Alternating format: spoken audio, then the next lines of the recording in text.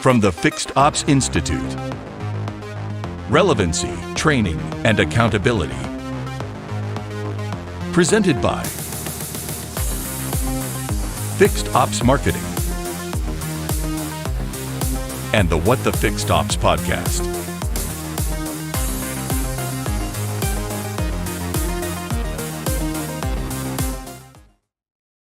Relevancy with Russell B. Hill, KAYLEE FELIO, and Angelo Willoughby. Welcome to the FixedOPS Institute. We have three excellent panels for you today. We'll be touching on three different topics, which include relevancy, training, and accountability. Let me introduce you to our first panel of experts. We have the co-founder and managing partner of FixedOPS Marketing, our very own Russell B. Hill. We have KAYLEE FELIO, the sales and marketing manager of Parts Edge and host of the Parts Girl podcast, and Angelo Willoughby, the FixedOPS analyst at Foundation Automotive Group. Welcome, everybody. FixedOPS goddess.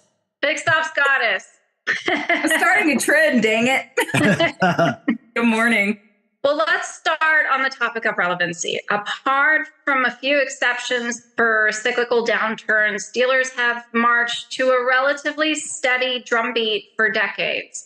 But rumors are here that a big change is coming. So let's start with you, Russell. What does being relevant mean to you in today's automotive world? Well, it means a lot of different things. And I'm on so many different Zoom calls. There's a flood of information that I'm sorting through as I'm just sitting here thinking about what to talk about. The last 20 or 30 years, we've done this to ourselves. Retention, repeat, and referral business is a relevant topic today in all organizations. And there's a paradigm shift, I think, that's taking place. And I hope all of us agree that we want to take that business back that we let go of over the last 20 or 30 years, with all these non-franchise entities. And I think that's starting to happen. But I see and hear a lot of the same things that on all these different Zoom calls or Clubhouse and things that I'm in is they're talking about advisors, they're talking about technicians, they're talking about drop calls and scheduling appointments and and it's like nobody has. It's the same stuff regurgitated day in and day out. Now, there's a lot of things that are happening now that I think are going to be part of a huge transformation that, once again, I think is already starting. EV is a good opportunity because they're going to have to come to the franchise dealer for any and all related services to that. And they all have ICE vehicles too. So we have an opportunity to engage and keep those customers coming back. But we're going to have to do something about the scheduling service. We're going to have to do something about the technician problem, the advisor problem, and the training issues, which are all ongoing. But, with the introduction to EV, with the introduction of artificial intelligence, which is a huge buzzword and talking point out there, how does that play into us remaining relevant in today's fixed operation? Yeah, there's a lot to think about. So my next question goes to you, KAYLEE. What areas of the dealership are the most susceptible to becoming irrelevant?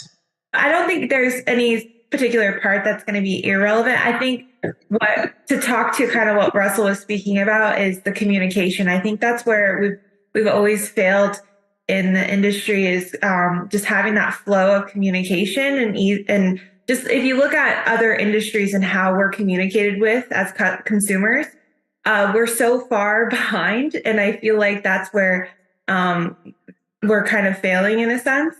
I don't think parts is going to become irrelevant because we always need parts to fix vehicles. So I don't think that's going to happen. But I do think there's something that needs to happen with communication.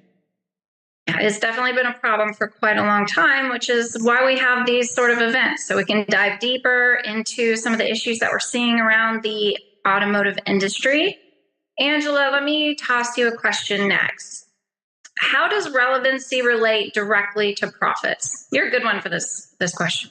I think that the more you adapt, right? I fully believe adaptability is the key to being successful in the automotive industry, especially in fixed operations, because while car sales change, right? Service and fixed operation service and parts change drastically, repeatedly. So being able to stay relevant to your customer base and relevant to the times that the changing times and being adaptable to those changes will help you increase your profits. If you stay stagnant and you choose not to adopt a new technology or get on board with texting or, digital marketing, you're going to not necessarily fail, because we're still trying, right? You only fail when you stop trying, but you're not going to be as successful as your counterpart or your competitors. And there's, I would say probably, 99% of the people in fixed ops who own dealerships are in it to make money. Secondary, is taking care of our guests. Me, I switch that around because I feel like if we take care of our guests, we're going to, we'll see the profits. And not being adaptable is definitely going to hinder you from being able to be relevant and increase your profits. That's a great point. And our next question is about technology. And Russell, I'll give this to you. How has technology acted as disruptive chaos for dealers? A couple of different ways. So technology to accelerate momentum is one thing. It can be extremely helpful, and there's a lot of stuff out there. And then technology in itself, for something that's not in place or they have no momentum or experience with, can be disruptive as all get out. And there's a lot of stuff out there that I know that Angela looks at a lot of different tools. And for all you vendors out there that have anything to do with Angela, it better work and there better be reporting. I'm going to tell you that right now. But okay, transparency is huge right now. Huge.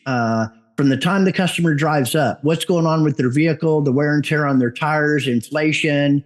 It's a great talking point for interaction with the advisor and, meeting and greeting. What happens when it's on the lift with video MPIs, transparency with pricing, what's going on out there? Because they think, oh, well, that's too much money. They got to think about it.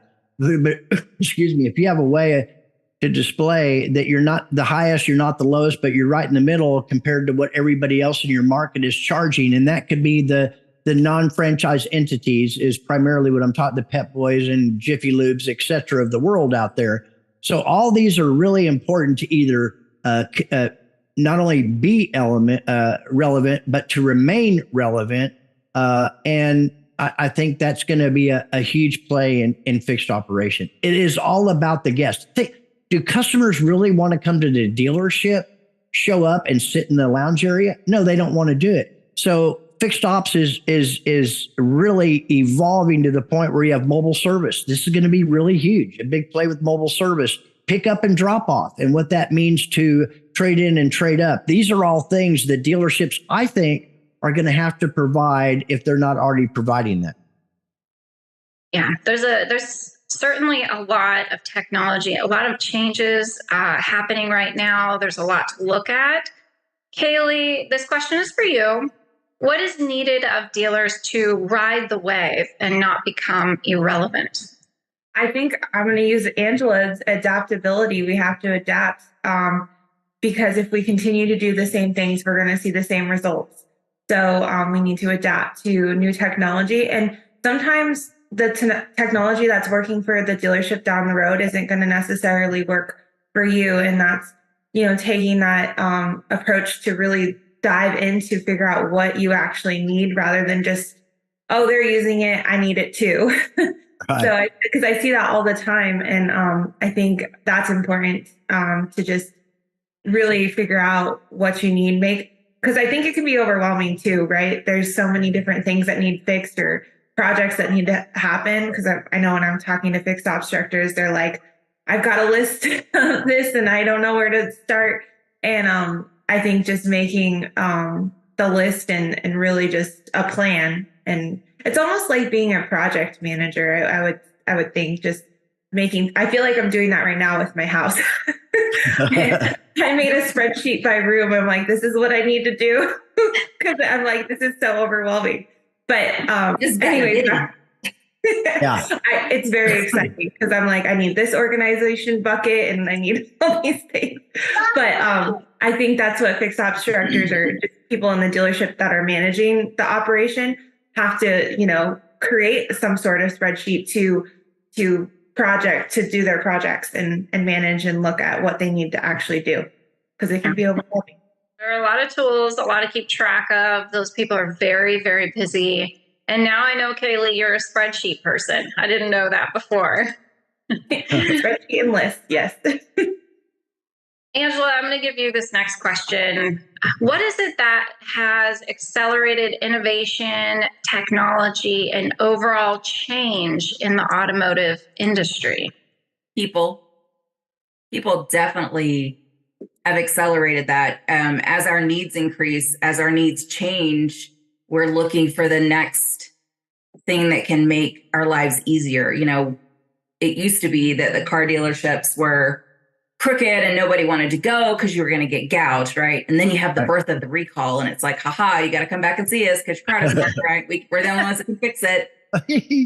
And there became this overwhelming sense of, holy crap, we have to do better. We have to change. We need to treat our people better, treat our customers better, and offer a better product. And that better product became better customer service, no gouging. You know, I used to say I would never date anybody in the car business because it was crooked. And then I married into that crap. And here we are, 26 years later of, being in and married to it and now being in it myself, right? So people needed a change. They needed something better. And I fully feel we have stepped up to the plate in the automotive industry. We continue to be adaptable. AI is huge right now, right? For companies who don't have a BDC, like we don't have a BDC in our 30 plus stores. We don't really do that. We've got an individual here or an individual there that helps with the phones and things like that, but we don't have BDC. And there's probably a need for one in a store here or there, but I think overall, we have the business, right? And we're continuing to grow and we're continuing to adapt. And I think as long as we stay focused on people, it's going to continue in an upward movement. Yeah, it really is a fun time to be in the automotive space. I feel like a lot of other industries have kind of gone through their transformations, and automotive, we're right in the middle of it. It's fun to watch. Angela, this question is for you as well. What's the fear with irrelevancy? Who cares? What's the big deal? I really don't think we're concerned or scared of being irrelevant, because we do stay adaptable. We do stay on top of the trends and what's going on. And there's so many people within fixed operations, right? And so many resources. I was listening to a thing this morning, a live broadcast, and they were talking about the UAW strike. And I'm like, this is fantastic, because I didn't have time to look this morning to see what's going on. And that's huge right now. We're all talking about it. We're all concerned about it. But I think that's what keeps us from becoming irrelevant, is because we are here for it. We are interested. We love it. I love what I do. It is my passion, like besides Legos. But it is my passion. I absolutely love fixed operations. I love making things tick. And I think as long as there's a me and there's a KAYLEE and there's a Charity and there's a Justin and there's a Russell, like as long as we have these people in our corner and providing the resources that we need, or the help to get the resources and the technology, the changing technology, I think we're going to continue to, again, stay on top and, see profits. Yeah, there are some seriously loyal, talented people in the automotive space. And it's a great industry to be in. I don't imagine, say, retail has that sort of passion, or maybe fast food. So we're really in a great industry. Russell, it's finally your turn. How does a dealer's relevancy directly relate to its customer service experience? Let's talk about one of the first place it started. I mean, you think about what we're doing right now, post-COVID. This stuff didn't happen pre-COVID. Having meetings like this. I mean, this is, and service was essential, right? When sales shut down. And we are reinventing ourselves. It's all about repeat, referral, and retention. And it's about serving the client, the customer, the guest, whatever you want to refer to them as. But when you think about where does it all start with, it all starts they're looking for information, so they go to your website. It is beyond me. It is beyond me with a 500-page website that you have 3 or 5 pages dedicated to service. Yet it's the single largest revenue producer of the dealership. If it's not, it soon will be the single largest revenue for the entire dealership. I do see it going that way. And so everything has to be looked at. And because of the technology and how fast it's moving, literally, we're going to move in the next 5 years as fast as we moved in the last 100 years. A lot of that's going to be with, generative AI, natural language, all these things that are coming that right now, a lot of them are just novelty. There's a lot of stuff popping up all over the place. I'm sure KAYLEE sees it. I'm sure Angela sees it. We see it, obviously. What's applicable, what's not, what's real, what's not, what's fake. So we're going to have to sort through a lot of this stuff, but it's going to make us better as a whole. From the transparency will remain relevant that way, to focusing on the customer in such a big way. And a lot of it's being mandated. We want them coming back. And depending on who you're talking to, you look at the defection rate, that starts at 7 to 12 months.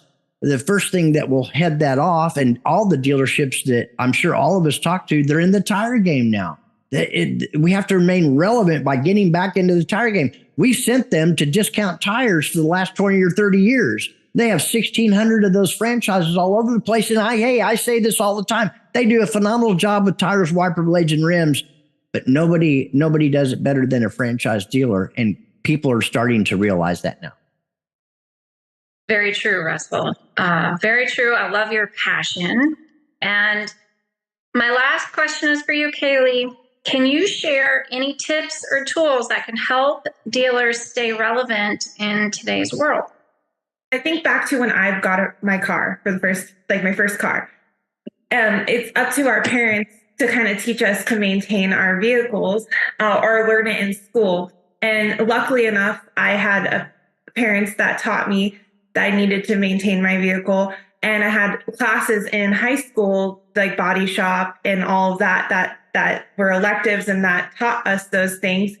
But it still wasn't a priority because I'm this young kid that's like, okay, my tires can be bald and I'm not going to do my brakes. And as long as I change the oil or make sure there's oil, it's fine because I don't have a lot of money.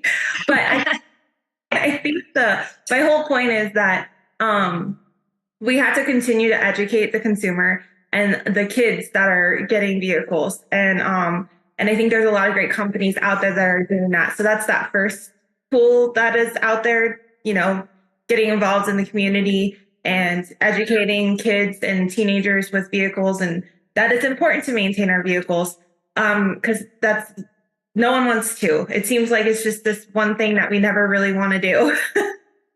But as far as other tools go to, just keep up with communication, I think AI is going to be a great resource.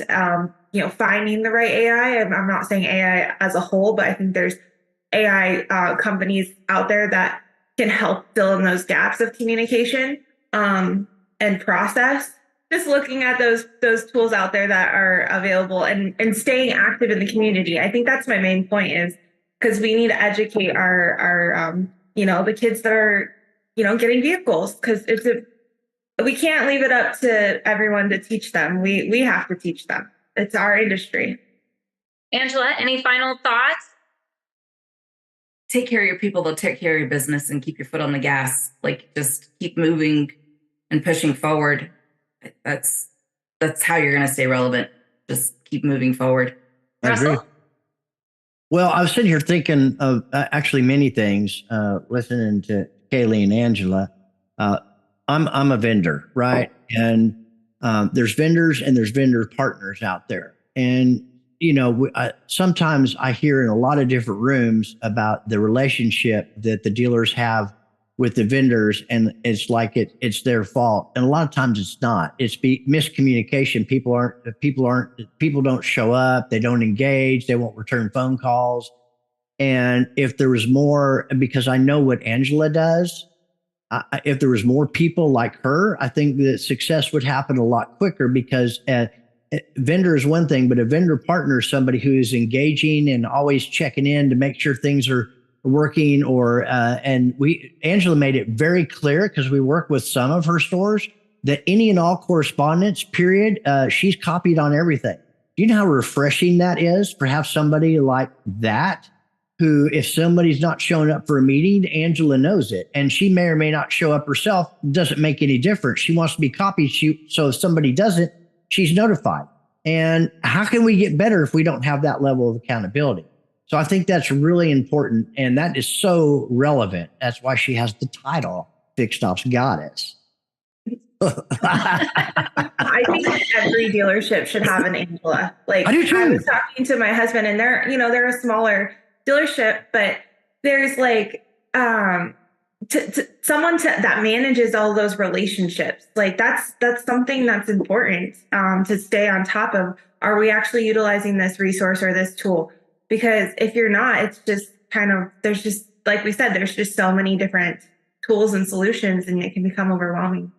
We're very fortunate to live in an age where, there's so much information online. There are podcasts, videos, people are constantly writing content. There's so much value being produced. And a good example of that is just the other day, we had Jim Bernasek on What the FixedOPS podcast, and he has an AI company. And it is crazy, some of the things that he can do with AI technology. So if you have the time to go and research some of these different companies and what they do, it's really worthwhile. And it'll help keep you educated on what is available and what is evolving within the industry.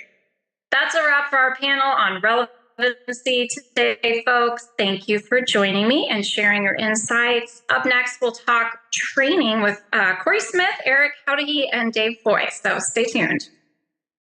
Is your service marketing effective?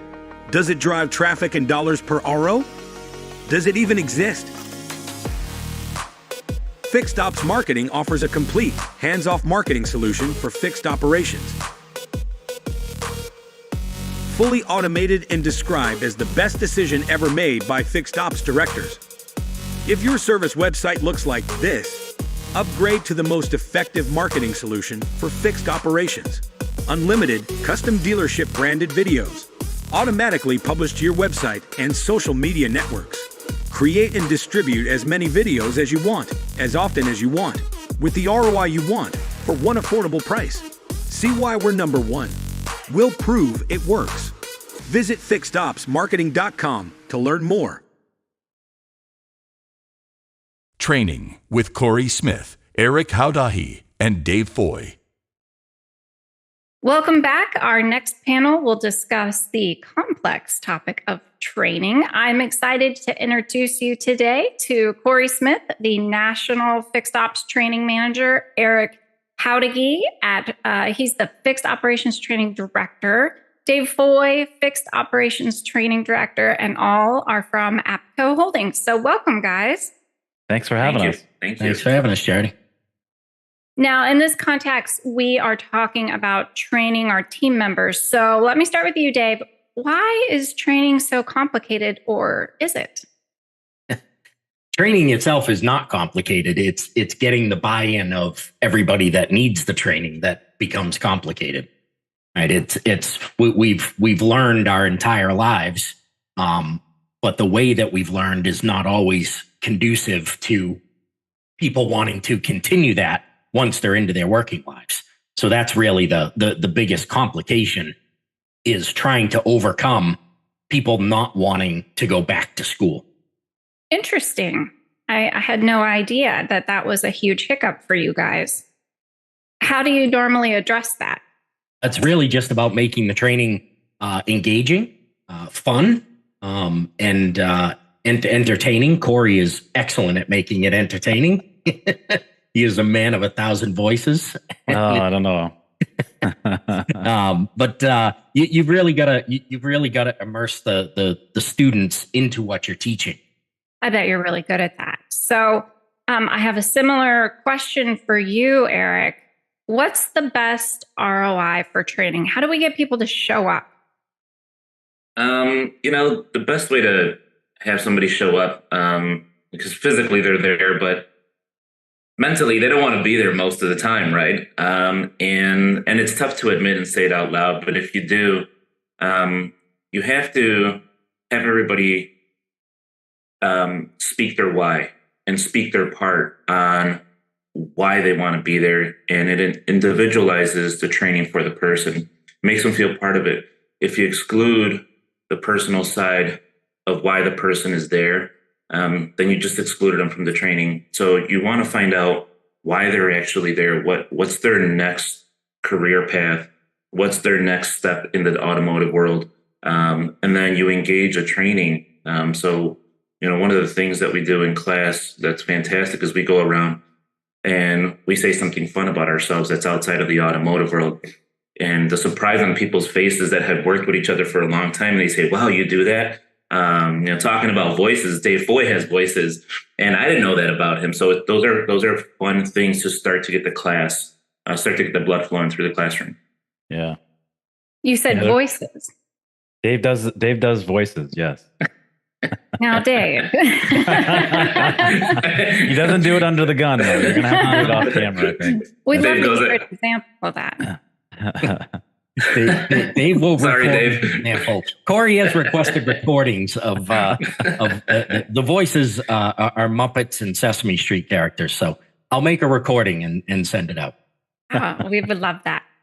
Well, you guys seem like a pretty powerhouse team right here. So Corey, I'm going to ask you this. What are some steps to defining, communicating, assessing, and following through with training?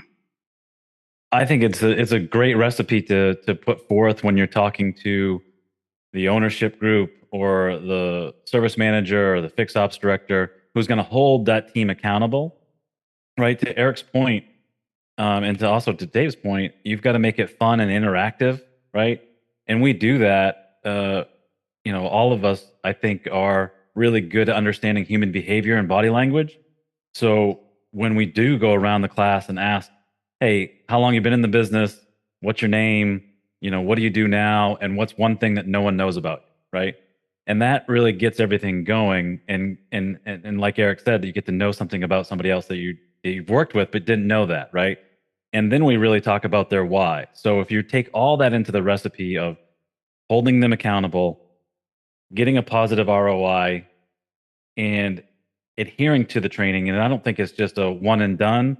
I don't think it's, if you're under this KPI, you have to go through the training. I think everybody should have to do it, whether you've been doing it for 30 years or 30 seconds, right? Doing that and having it be part of the dealership's culture, I believe is that recipe for success, for giving the end result, which is getting that customer to come back. This next question is for you, Dave.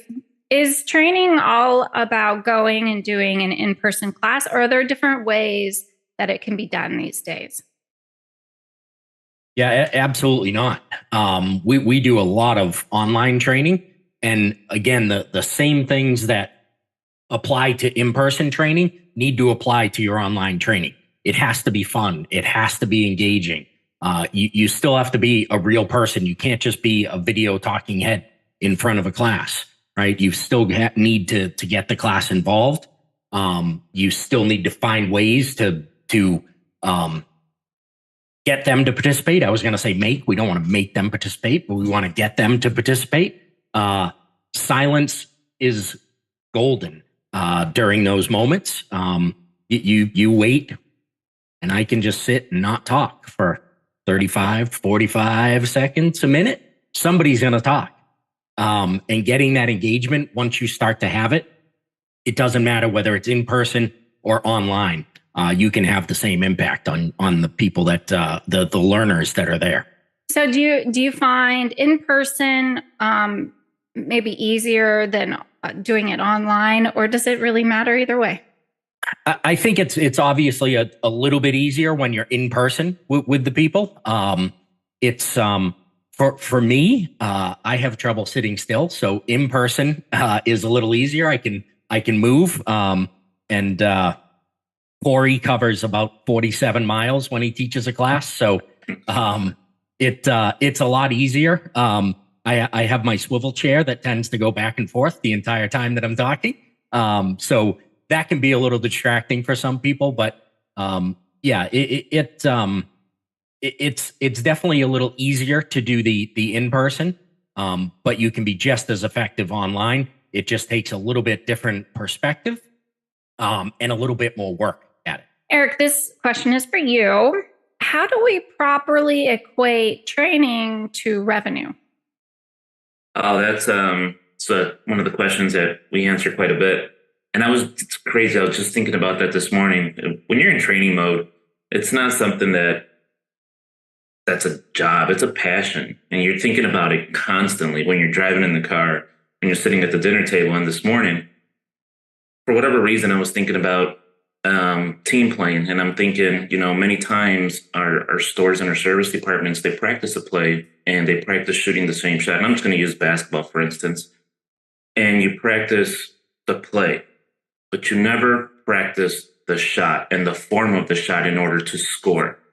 And you have to bring it down to the details in order for that play to be successful. And it's just the same way with revenue.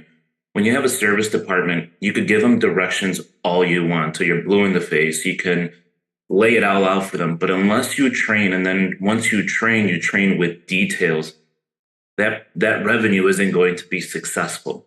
So when you're training, how I equate that is you not only tell them, here's the service drive process, but then you break it down into sections so that each part of your service drive process play is successful. And ultimately, the revenue ends up becoming second to this whole situation because that just becomes natural after your process is, it's not even process anymore. Once you practice it so much, it's just second nature.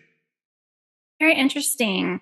Now, Corey, this question is for you, but it's similar, but it's slightly different. Does training directly equate to more revenue in the dealership, or is that lack of correlation a problem? I think the lack of correlation of it isn't really a problem. It's looking at the dealership's KPIs of what their goals are, right? So we do a needs analysis to really find out what that dealership's goals are, right? Some dealerships have issues with CSI. Some have issues with not properly presenting to the customer. So we look at the individual and we tailor make our training for that individual. And then we try to set up a classroom setting for it as well. So they do have a direct correlation. So if your focus is better menu penetration, then we teach the advisor how to present menu and using word tracks, what we'd really like to call life tracks, right? And seeing that positive ROI go up, right? So if they've invested X amount of dollars for a class, the dealership should see anywhere from 1/10 to 3/10 more per repair order if the advisor adheres to that class. So that's a good positive ROI. That could be hundreds of thousands of dollars a month extra that the dealership's getting just by having us there to do a class and then follow it up with a virtual class and do it at least a couple times a quarter. A good rule of thumb is anywhere to create a good habit, you need 66 days to create that habit, right? Consecutively. Now, do you guys stay for the entire 66 days doing sort of a classroom type of setting, or how does it work? So we meet the dealer where they're at. So if they're low on employees, we do live in the drive is very effective, right? Where we'll write up a customer, then the advisor will write up a customer and we'll coach them, right? Then we'll do breakout sessions. We'll do virtual sessions when we leave, and then we'll get together with a classroom setting. So we really try to touch all the senses, right? And to really get that advisor to understand that it's not just a one and done, we're gone and you're never going to see us again. We also take our follow-up notes and send that to the leadership team of the dealership so that the manager, the GM, the owner knows what we trained on, so they can go up to the ex-advisor and say, hey, walk us through this menu presentation that you worked on with APCO Holdings, right? So then they're like, okay, now they're watching me. I really got to step up my game, right? So once they know all that stuff, then they start seeing the positives, right? Which is more money in their paycheck, right? And when they have more money in their paycheck and they feel good about it, now they want more of it, right? Where before they were resistant. No one likes change, right? We all know the only constant in life is change, right? Very true. So it's like a snowball effect in a way that, when training starts, once they start seeing the income come in through their paycheck, they start getting more committed to it. Yeah. It's like Eric said, if you find out what their why is, and their why might not be driven around money, their why might be going. We had one lady that said, I love Disney princesses, right? I love going to Disney. I said, how would you like to go to Disney and be a VIP? Because I've done that before and it's awesome. We can help you get there in a form of making more money in your paycheck. And she's like, all in. And from that point on, when we started talking about that, that's all you could. She was participating more. She did better role playing. She gave us a great glowing review because we took time to invest into her, right? And that's the thing that we do as trainers is we want to invest into the person that's there so that we can get them to participate, right? It's not just a one-way street. We're going to learn as much from them as they're going to learn from us, right? Because they're in the field doing it every day. Eric recently just left the dealership, right? So he's still fairly new. I haven't written service as a service advisor since 2016. But when I go to the dealership, I like to write ROs and I like to greet customers. I love all that stuff, but I don't know the day-to-day like they deal with. So we like to really get into what their why is so we can help them focus on that why to make more money, to invest in themselves. Do you see any common themes when it comes to people's why or their motivation or anything particularly different as of late? It's changed over the years. It used to be really driven around more income and that all those things that go with it. Now with the new employee, it's more experiences. It's I want to go travel to Italy. Like at 22 years old, I never thought about Italy or France or any of that stuff, right? But in our classes, that's what these people are talking about. They're talking about traveling to these other countries, right? And they want to do all that stuff. So then we drive it back to, well, if you want to do that stuff, how would you like not to put it on a credit card and pay cash for it, right? Because we can help you get there. So it's really that, and sometimes it's a lot of them, from what we've gathered with analytics and really looking at it, is they want more job security. They want more input on their job. So if they learn more about the job, they're more apt to feel like they're part of it instead of just a cog in the wheel or a number. So those are the bigger things that they look at, is the experiences and having a say how the business is going to be run. And how about you, Eric, and what you've experienced so far in your role training? What sort of themes have you seen? Is it kind of similar to what Corey had mentioned? Yeah, it's actually changing quite a bit from when I was coming up as an advisor in the early 2000s. It was money driven. That's what the metrics were about. One of the things that I love about training where we're at right now is seeing the evolutions of how people look at their either job or career, depending on what situation they're in, and then being able to adapt our training to turn that job into a career path or show a more promising situation in their career path. Either way, this is what I really like. I like finding this information. And I attribute this a lot to social media. We didn't have as much exposure 20 years ago to what other people were doing. Now we see our friends traveling. We see our friends having family time. And we now start to want that more than the actual money. And I think this is one of the big drivers in how people are switching their mindset on what the outcome they want from their current employer. Dave, this question is a little similar, but we're going to hear your perspective. What would you say if I said, is training useless and that the time and money it takes is too much and staff forget what they've learned? All right, I'll agree with the back part of that. Staff will forget what they learned if that's all you do is train. All right, but a phrase that I stole from Brad Lee is training is not something that we did, it's something that we do. All right, it has to be constant. We can go in and give them the framework for skills. We can be there every month, couple months to help them, but the leadership within the dealership also needs to be bought in to making sure that their people are going to continue to progress, that they are going to continue to put in place the things that we gave them that can help them succeed. One of the ways to get the people more personally involved, speaking to their why, is understanding what their vision for their life is, right? Like we had the person that loved the Disney princesses, right? You may have somebody who loves fishing excursions, whatever it is, to understand that and to then be able to show them what the dealership's vision, overall vision is, and have it be large enough that they can see the vision of their life coming true by participating in the vision of the dealership, right? So it's, as Corey and Eric alluded to, it's no longer about making a ton of money, right? It's more about having a purpose to what your work is, right? So yes, you're a service advisor, but you're a person who's helping somebody either fulfill their purpose in life, right? Whether it's providing for their family, whatever it is, their vehicle is their transportation for them to get to work, to earn the money, to take care of their family. You're there to help those people facilitate that for the customers that they're dealing with. It's no longer just about money or just about a career, which literally means a track.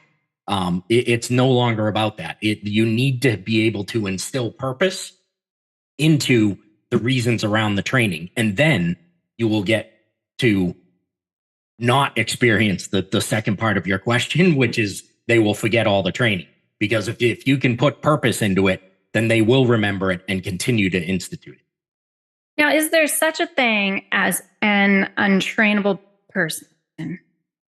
I think that all depends on the mindset of the person. If you're going to take somebody with a fixed mindset who absolutely is not willing to listen to other things and to believe that they can get better, that person might be untrainable.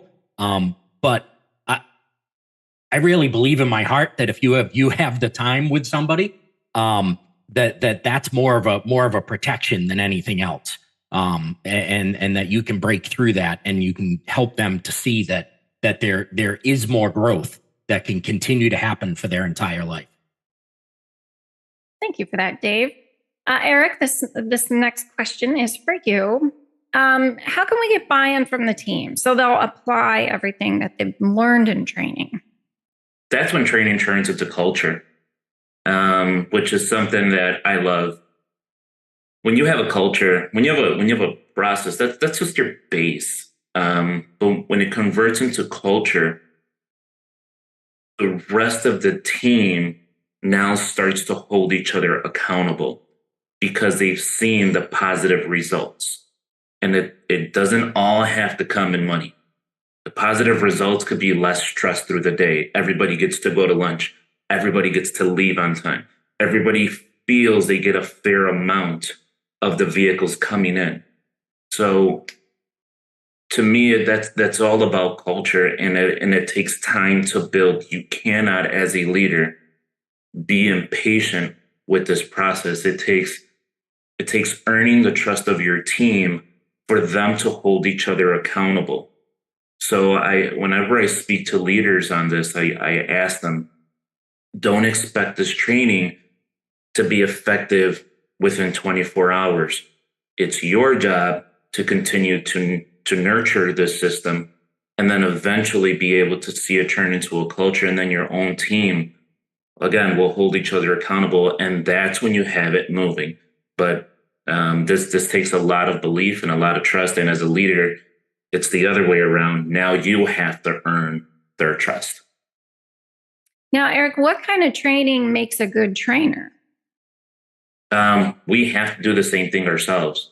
We have to constantly train. I have a whiteboard.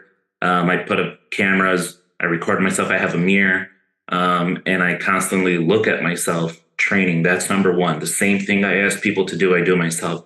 The other thing is being out in the field to see the changing matters and metrics in the game, because if you don't understand there's a new metric over the last 2 to 3 years, retention has been the new number that people are now going after. If I don't understand retention and the depth of it, then I can't connect with our dealerships. I can't connect with an individual service advisor. So you have to be in study mode, you have to be in learning mode, and you have to be in growth mode every single step you take. Corey, this last question is for you. Does the trainer and their methods make a difference? Does it matter that the trainer keeps training themselves and keeping up on best practices and the kind of training that they do? Yes, it's 100% matters. If you're a dealership looking for training, you've got to make sure that that trainer meets your core values and meets what you're looking for. If you're just going based on price, right? You're going to get what you pay for in most cases, right? You've got some trainers out there that haven't written a repair order since Reagan was in office, right? So you really want to do your due diligence, just like when you hire an employee, you do a background check, you make sure that you're putting him in the right position. You want that trainer to be in the right position to make your dealership successful. So it is 100%, you want to make sure that when you're interviewing that trainer that, what classes do you take to sharpen your skills? What does your training look like? Can we get a sample of it, right? All the things that we offer, whether it's virtual, whether it's our university, and whether it's a classroom setting, we try to record all that stuff so we can show it to another client so they can see what we do, right? Because we have nothing to hide. We have all of us on this panel want everybody that we interact with to grow and become better 100%. And if it doesn't work out and we're not the right trainers for that client, then we're not.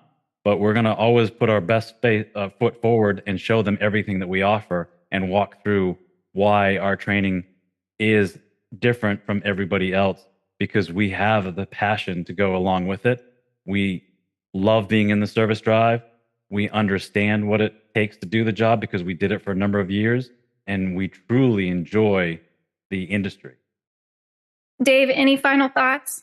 I would really encourage anybody out there, leadership, advisor, if you're an advisor and you're watching this, go talk to your manager or your director and tell them that you want training, you want to improve. Ask them what you can do to improve, to help the team, to help the dealership.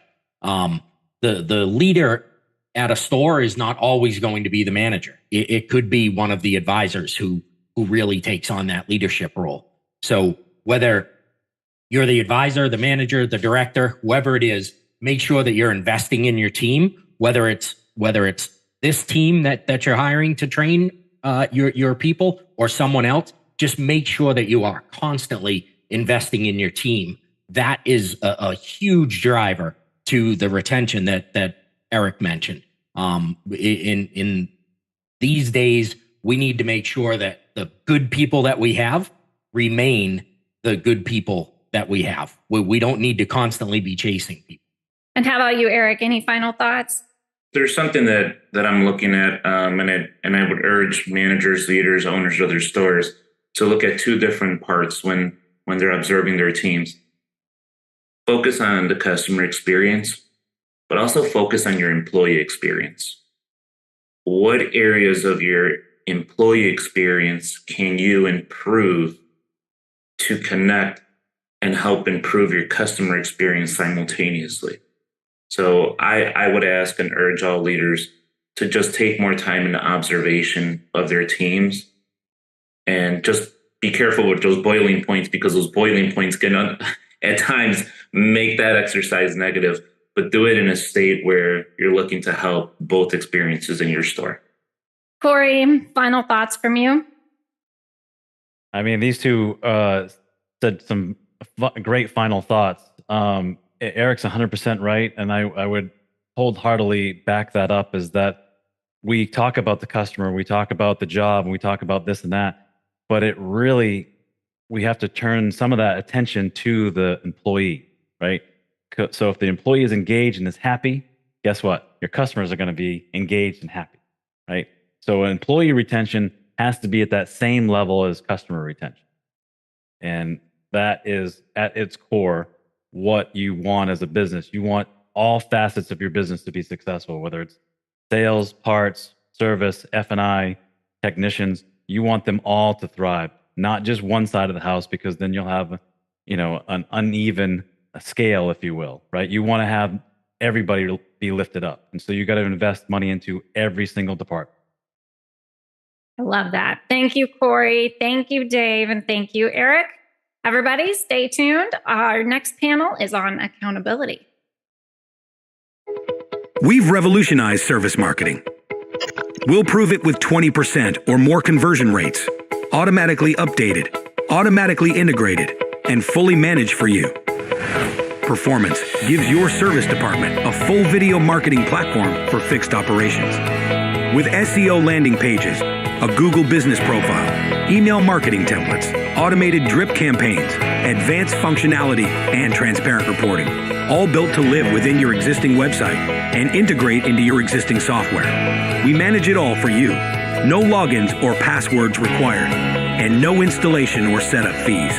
If you want to increase your lines per RO, get new and returning customers into your service bays, or sell more premium services, then Performance is for you. See a demo at FixedOPSmarketing.com.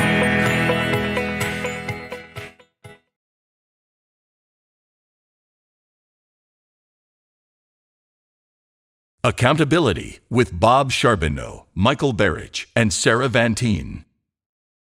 Let's start with our third panel today on the topic of accountability. Please welcome Bob Charbeneau, partner at FixedOPS Marketing and founding partner at Gearhead Training, Michael Barich, the FixedOPS Doc, and Sarah VANTINE, the Vice President of Sales at Quantum 5.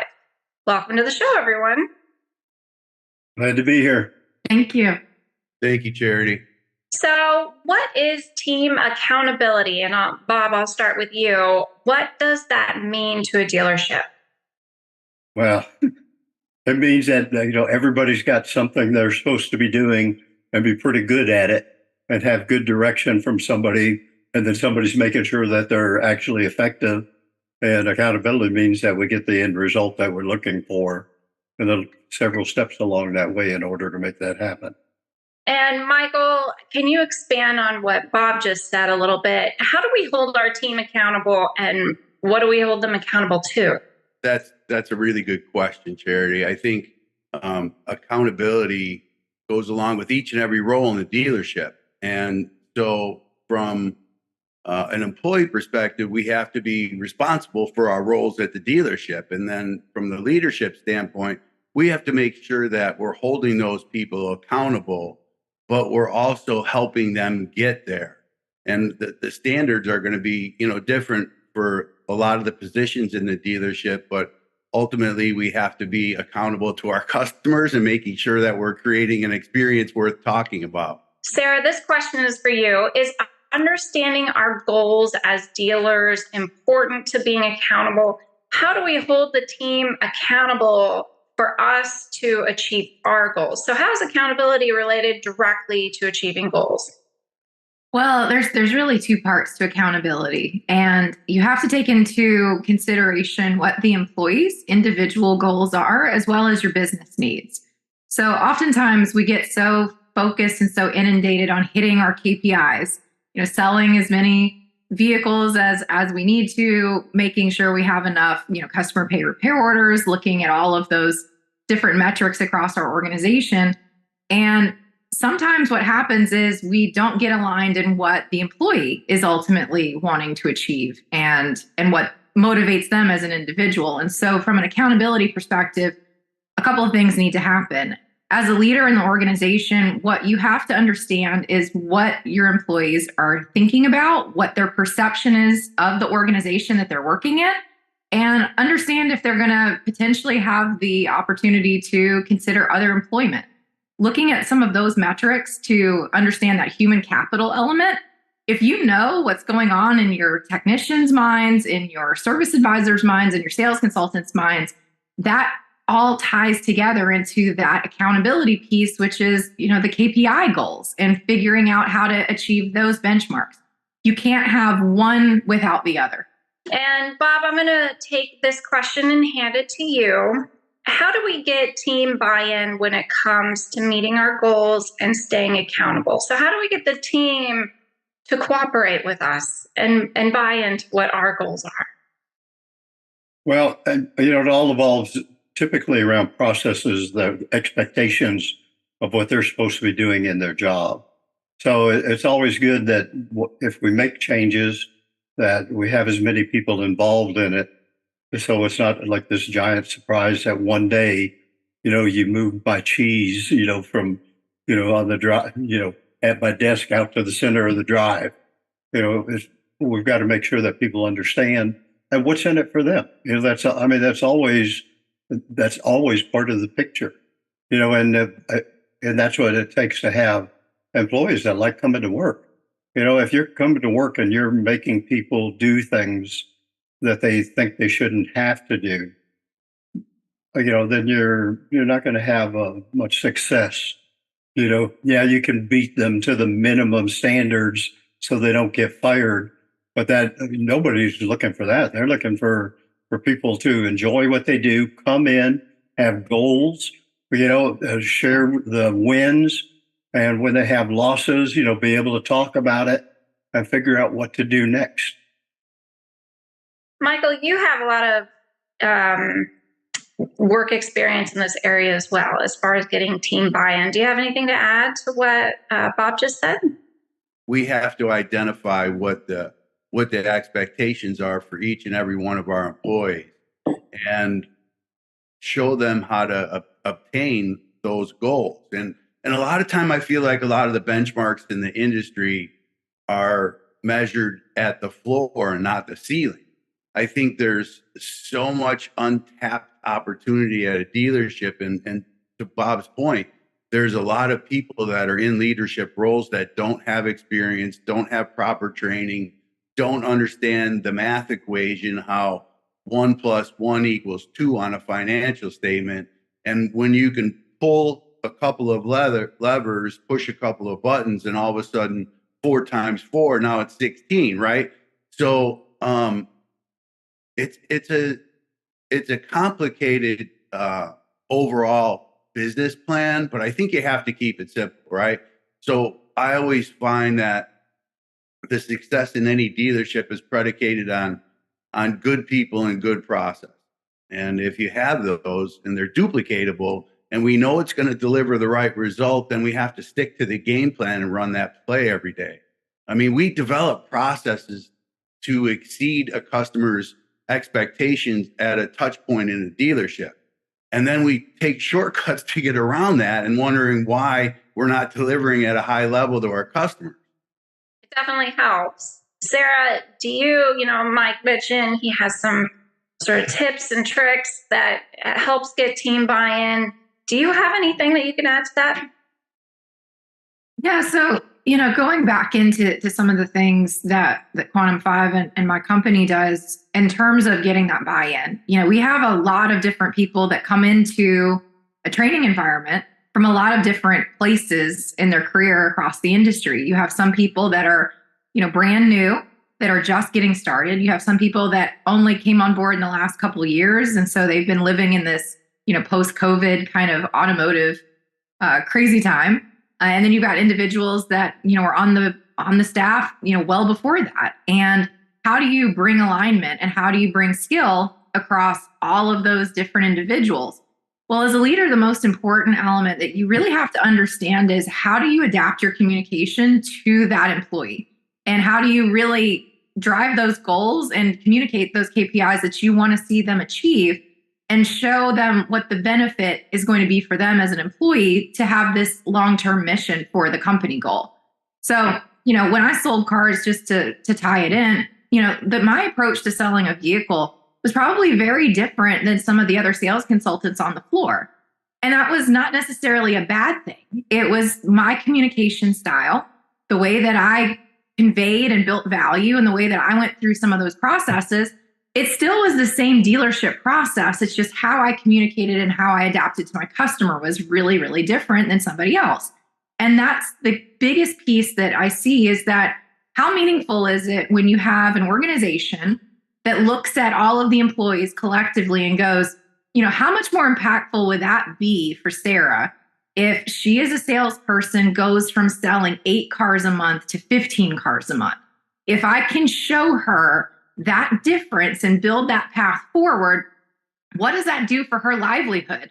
Does that afford her more money a month to put towards things like her kids' activities? Does that afford things like trips or vacation plans that she's got upcoming? A manager really has to understand the culture of the organization and what is the goals of the individual alongside the business. So one of the tips that I would say is so important for a manager is you really do have to have that personal understanding of, well, how do I communicate? How do I adapt my approach to conveying this information in a way that's going to meet that individual with who they are? Some people might want a more direct approach, and it's very analytical. Like, you have to hit this number. Here's how you back into it. You're going to have to talk to this many people a day and set this many appointments, et cetera, et cetera. And that works in some individuals. In others, they've got to have a more personalized discussion about it. They have to have that support from their manager that shows them that they are invested in them, and from an emotional perspective too, and they recognize them as a person. So being, in the shoes of my retail side, when I was in a leadership position across, many different organizations, that was one of the biggest pieces that I strove to maintain with my employees. Every single time I had a sit down meeting with them every month, and we looked at their performance. And I understood, when I had employees that were going on their honeymoon and they wanted to go on, some additional excursions. Let's build a plan on how you can do those extra excursions and pad that income into your trip by meeting some of the KPIs that we need to sell as an organization.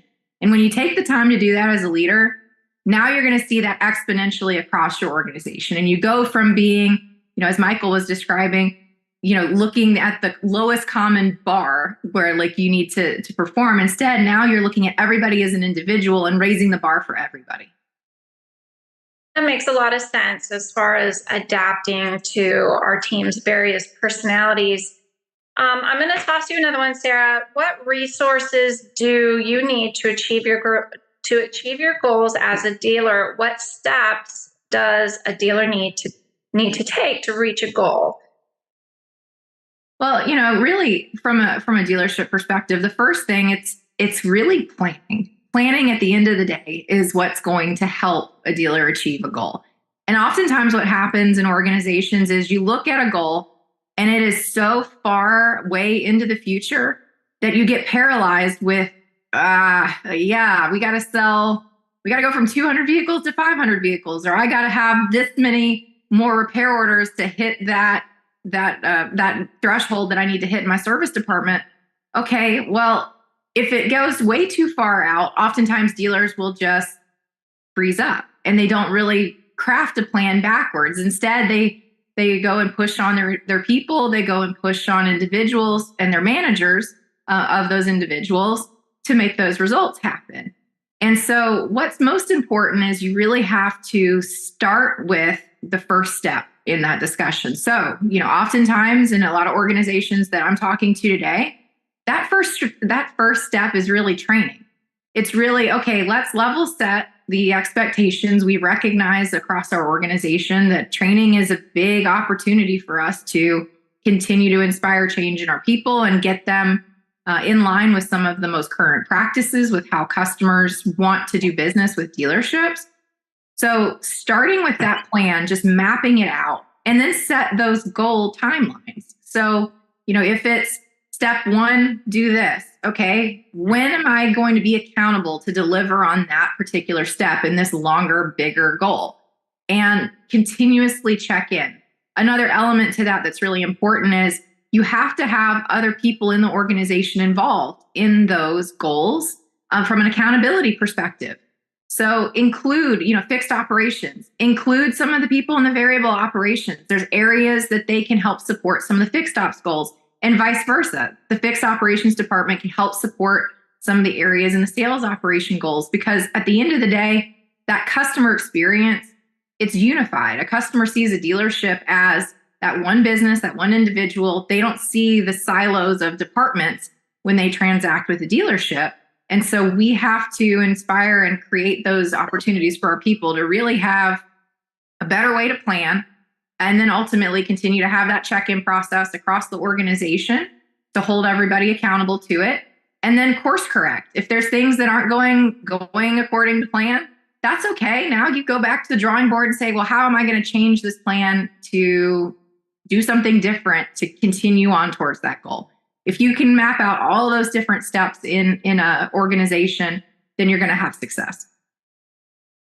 Mike, do you have anything to add as far as, planning, training, setting a goal, as what we just talked about with Sarah? Yeah, I agree with Sarah completely, but I think from the leadership standpoint, we have to be able to talk about culture and have a vision, because without those two things, it becomes a wish. And then you can have a playbook on how it's going to happen. And I love what Sarah was talking about raising the bar collectively. But I have to tell you, I have a little different philosophy when it comes to some of my employees. And it's not about nurturing them from the get-go. It's about establishing what their roles and what their responsibilities are and making sure they know what the benchmark is. Then we can learn more about the employee, but we can't accept failure. And in so many instances in my career, I've taken over very, very, very broken stores. And there's a reason why they're broken. It's because there is no leadership and the Indians are running the asylum. So at some point in time, we have to stop the madness about burping employees and swatting their butt and holding their hands. It's like, let's go. We've got a job to do. This is work. We have customers. Without them, we have no business. And I think that may be a little old school, but I've had a tremendous amount of success with it. And at the end of the day, I think for me, it's about business, right? It's not personal, it's business. I don't go to work to make friends. I go to work to make money and take care of my family and afford myself the ability to drive a nice car, go on a nice vacation. I've created hundreds and hundreds and hundreds of friendships from that mentality because it's business first. That's why we're there. I think I owe that to the leadership team above me to hold my people to those types of high standards. I love that, Mike. Bob, I want to hear your leadership style. We've heard a little bit of Sarah, a little bit of Mike. What's yours? Well, mine's, just a step below Mike Barish in time. But again, to Mike's defense, I've gone into stores that were losing money and that were in danger of closing. So my approach on those stores is what I've seen as successful. You're going to make it happen now. Well, when we're making a little bit of money, we'll talk about the other stuff. But right now, there is not going to be a business. So it's a lot different then. But typically, I think you have to have a plan. You have to have a vision. With service advisors, we have 6 critical customer contacts during their service visit and afterwards. So we've got to make sure that we have a good understanding of what we're trying to accomplish on those that meets what the customers want and that makes us successful, because retention, if I'm a service advisor and I'm killing the sales, but nobody ever wants to come back and see me, that's hurting the dealership and myself. So we've got to make sure that people, have the right visions and are looking at the one that we have.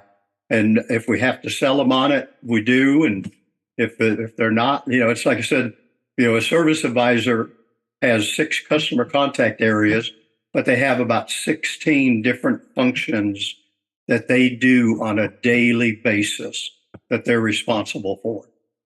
So when you have to evaluate people. It's like new people when you get somebody in, like when you hire them, did you give them a good job description and go through it? Did you talk about the non-negotiables if they're a technician? We got a lot of things that are on here, but there's a few things that these are, you don't do them and you won't be here very long. And that's why we're discussing it before you start. It's just making sure that you have a clear understanding But the one thing that I always believe in my style is if I'm going to talk to somebody about performance, when they come in, I've got a plan of how much time it's going to be, because you can accomplish a lot in 15 minutes and you can accomplish nothing in 45 minutes of just jibber-jash, without clear-cut goals. But to me, if I have 15 minutes, 3 to 5 minutes is going to be about that employee. Mike, this question is, kind of up to your interpretation. Is follow through important to accountability? Yeah, 100%. I'm a huge fan of open and honest communications with my team. Extremely transparent. I want them to know what's going on. I like to have short coaching visits with my team. I'll have one-on-ones with them every month, review some of the performance, some of the key performance indicators that we're looking for, and then also tie in some of their personal challenges or celebrations, right? But I have a tendency to keep things more business and less personal. And obviously, I think from a leadership standpoint, you have to be able to read people. And I think that's just something I learned very early on. So it's not a surprise to me if someone's struggling. I can usually see the writing on the wall ahead of time. So I think to your question, is follow through important? Yeah, that's all part of the accountability factor, because if we're not following through, whether they're succeeding or failing, then as a leader, I think we're failing. Would it help to hold people accountable with data or numbers? And if so, how? I believe the answer to that is 100% yes. I measure everything. I measure everything for my advisors, my managers, my technicians, my BDC. Yeah, I'm a huge fan of key performance indicators and setting benchmarks for those expectations. Like, you can't have a service advisor that's writing 18 customers a day and then have another one that's writing 4. What? Both of those are problematic in and of itself, because I don't believe a good service advisor can effectively take care of 18 customers in a day. They're going to skip steps. They're going to take shortcuts. They're going to miss opportunities to provide a high level of customer satisfaction. They're also going to miss opportunities to sell necessary maintenance and or repairs of the vehicle to the customer. So yeah, I'm a huge fan of reporting and data, and I like to measure everything. Yeah, I know that everybody on this panel today is very analytical and a fan of data. Sarah, do you want to add anything to Michael's question there? Yeah, so it's important to look at all of the data pieces, and as you were the previous question, Charity, craft a plan around what the data shows. So it's important to have not just KPI data as it relates to the performance of the individual. It's also important to have skill data. And then what is that perception of that employee's perception of the dealership as a collective? If you have data on that entire mix and you can analyze it, you're going to see better results. And one of the very cool things that we've seen in some of our studies, so we analyzed, the top 100 dealerships, looking at what their employee retention was compared to the national average. What is the average retention? What are these top 100 dealerships doing? There was a 20-point difference in employee retention between just the average and these top 100. And what that equates to, in gross profit per year, it's an additional $500,000 to $650,000 in gross profit just by retaining your employees. And so when you look at the national data around employee retention, there's pitfalls and there's feedback that when employees leave organizations, they indicate oftentimes why. And one of the biggest areas, aside from compensation, aside from some of those pieces, one of the biggest pieces why people leave an organization is they didn't feel value, or they didn't see a growth opportunity for them in that role. And so as an industry, and go, okay, well, if we are struggling to find service advisors, if we're struggling to hire sales consultants, if we're posting job ads and we're going through all of these resumes, well, at the end of the day, the biggest piece that we have to look at is, okay, our retention.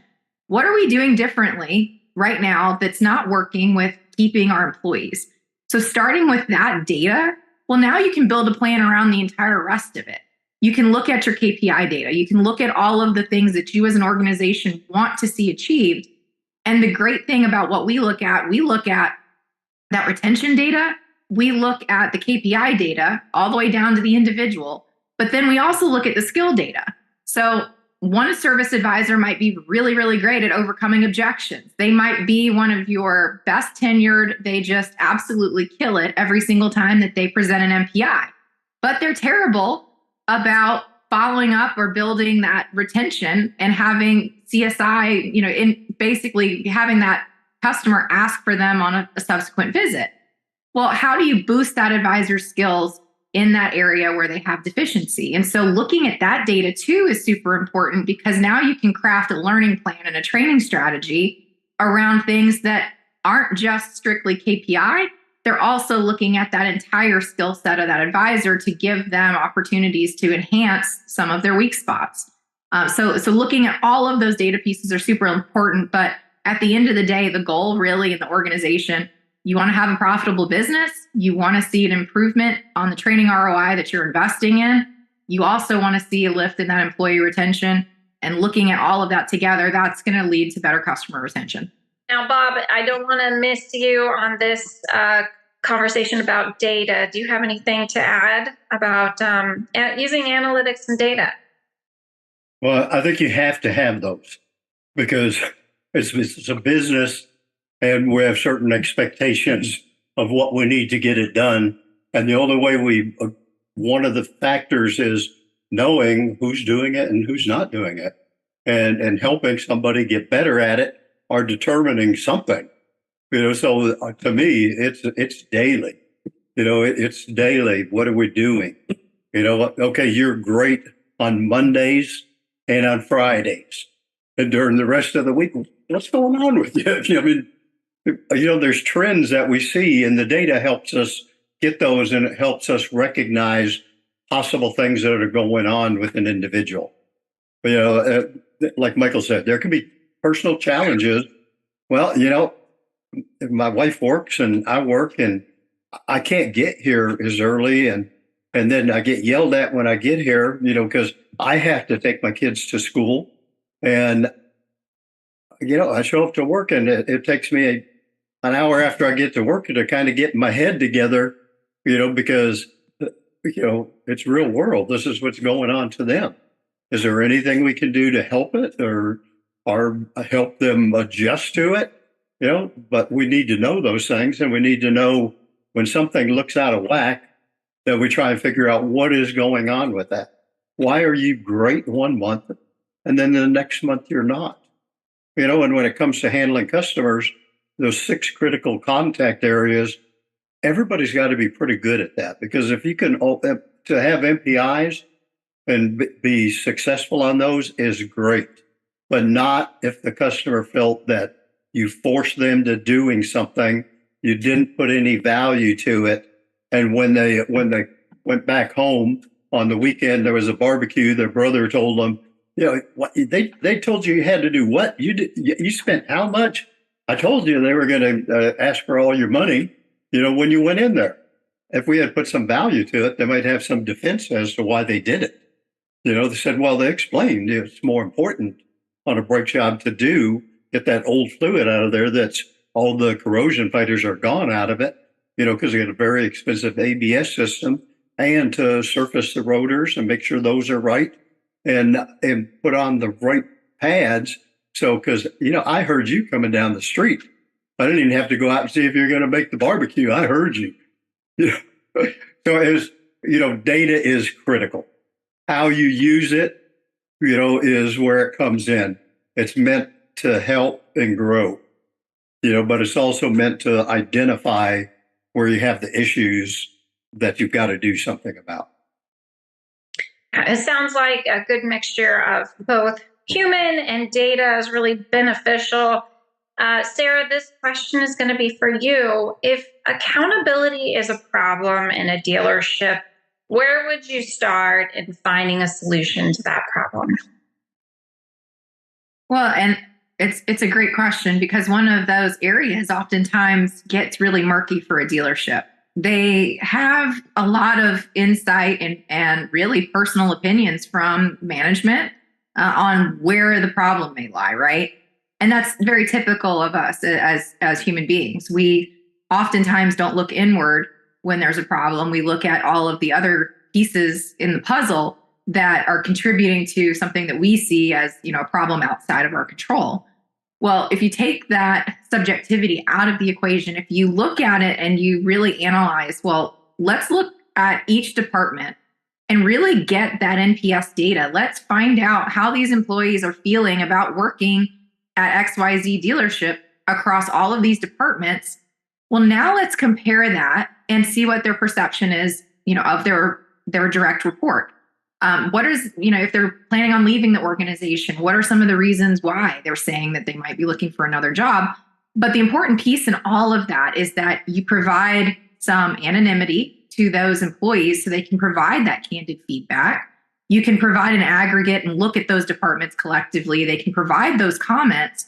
But then when you review all of those data points, the cool thing that you can also compare it to is, well, how does that dealership stack up to other dealerships across the country? What are the differences when I look at technician net promoter scores and I look at a Honda dealer as just an example? If I look at every Honda dealer across the country and that technician department's perception of their shop, how does this service department that I'm surveying, how does that service team stack up compared to everybody else?